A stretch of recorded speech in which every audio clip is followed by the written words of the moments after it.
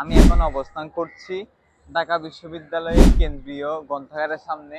এবং এই কেন্দ্রীয় গ্রন্থাগারটা হচ্ছে যতগুলো পাবলিক ইউনিভার্সিটি আছে এর মধ্যে সবচেয়ে বড় গ্রন্থাগার।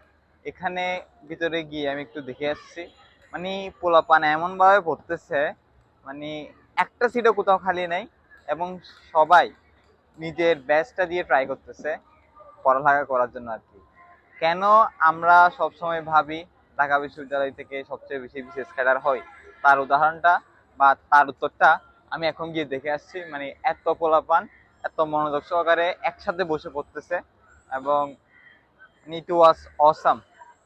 সো আপনারা যারা লাইফে ভালো কিছু করতে যাচ্ছেন বাট কোনো পড়ালেখার ধারে কাছে নেই, যেমন আমার মতো, তো আপনাদের উদ্দেশ্যে বলতেছি এবং আমার উদ্দেশ্যেও বলতেছি, আমাদের আসলে পড়ালেখাটা শুরু করা উচিত। এবং আমরা শুধুমাত্র ফেসবুকে যখন দেখবো যে ঢাকা বিশ্ববিদ্যালয় থেকে অনেক ভালো ভালো ক্যাডার আসতেছে, অনেক বেশি বিশেষ টিকতেছে, ওখানে একটা ওয়াও ডিরেক্ট না দিয়ে আমরা যাতে নিজেরাও ভালো কিছু করতে পারি তার জন্য চেষ্টা করা উচিত আর কি। অ্যান্ড ধন্যবাদ সবাইকে।